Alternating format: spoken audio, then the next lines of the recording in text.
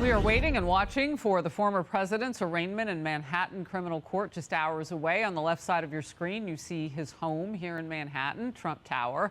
And it's just a few minutes to Lower Manhattan on the right side of your screen. When that gets started, we will, of course, just as we kept our word yesterday, show you his steps today as he makes his way there. He is expected to speak before and after his court appearance. And former President Trump is using the indictment to fuel massive fundraising numbers.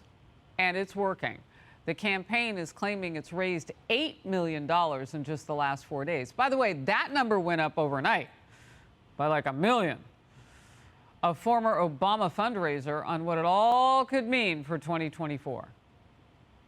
I think it'll play to the narrative that Donald Trump is saying they don't like him for what he's fighting for, what he stands for, and what his agenda is, and that he's fighting for Americans, and there are people trying to stop him and don't like that he's fighting for the everyday American. And I think that narrative is going to be more powerful.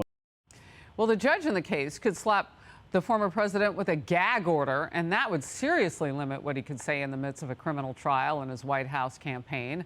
As of now, however, the president is planning to give a speech at Mar-a-Lago when he gets home tonight. Marc Thiessen, Fox News contributor, former White House speechwriter, and Washington Post columnist. What would you anticipate the president would say? Well, first of all, good luck putting a gag order on Donald Trump about anything. That's not going to go very well for whoever wants to shut him up. I mean, look, this is a good day for Donald Trump because it puts him closer to winning the GOP nomination. And it's also a good day for Democrats because it puts Donald Trump closer to winning the GOP nomination. That's just a fact. I mean, the reality is Trump is raising, as you say, $8 million off of this. He said last week he wants photos of the perp walk. There's a reason for that. It's because even though a majority of Republicans want somebody else to be the nominee, the polls show Trump has a commanding plurality of the GOP electorate, but he doesn't have a majority. So majority of Republicans don't want him to be the nominee. But even people who don't want him to be the nominee don't want our country turned into a banana republic where the justice system is used to go after political opponents. And so a lot of those people are going to rally around Donald Trump as a result of this, and it helps him. Well, let me put some numbers alongside of what you're saying. New polling finds that while the majority of people do support the indictment of Trump, 76% say that politics played a role. People are evenly split at 31% on whether this strengthens or weakens our democracy as a whole. And that of course, being the bigger picture in all of this. But it's fascinating. You know, people just want this to shake out. And voters whom I've talked with, whether they're, Republican, independents, people will tell you who they are. I don't ask. They volunteer it, and they say, look, I just want this to be over so that people can move on, move forward, get to the kitchen table issues. And if he's the one to solve their problems, they want him to be able to run and do it effectively. This feels like somebody's trying to stop them. That's what people have told me. And I've been traveling.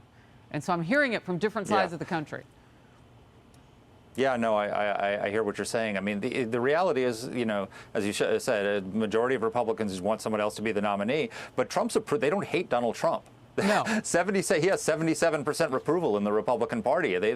Most Republicans think he was a great president. I agree. Abraham Accords, Operation Warp Speed, taking out Soleimani. I mean, you can go down the list of accomplishments that he had in office. They just feel that he's going to be the most likely person to lose because Democrats have now won 3 elections running against Trump and the MAGA movement. They won the 2018 midterms, and they won the 2020 election, and they won the 2022 midterms.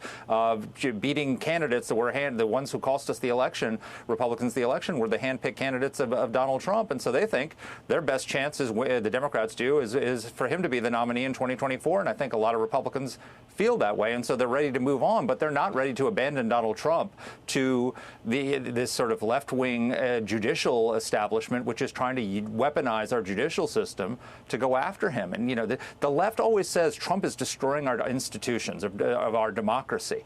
They're the ones destroying our institutions of democracy. When you take the justice system and use it as a weapon in politics, that's destroying our democracy. So, there's a rallying effect. I understand why people want to rally around Trump because, it's harmful to our country what they're doing to him. Well, and I wonder how many independents you pull over if, in fact, Alvin Bragg's case falls apart. I mean, no one talks about all of the things that can happen because he elevated from misdemeanor level to the lowest point, but they are now felonies against him. And we don't know all the details because even though there was a grand jury leak, we didn't get to see everything. Matt Whitaker, by the way, former acting AG under Trump, thinks that there needs to be an adjudication of the legal system against whoever leaked from a grand jury. We'll see what happens after this is all over. Yeah. But, you know, independents, do you scoop them up if this case turns out to be nothing? Maybe, but I mean, it also might not be the only case. They might bring charges on him on January 6th and on the Mar-a-Lago documents. So this could be just the first legal salvo in this judicial war against Trump.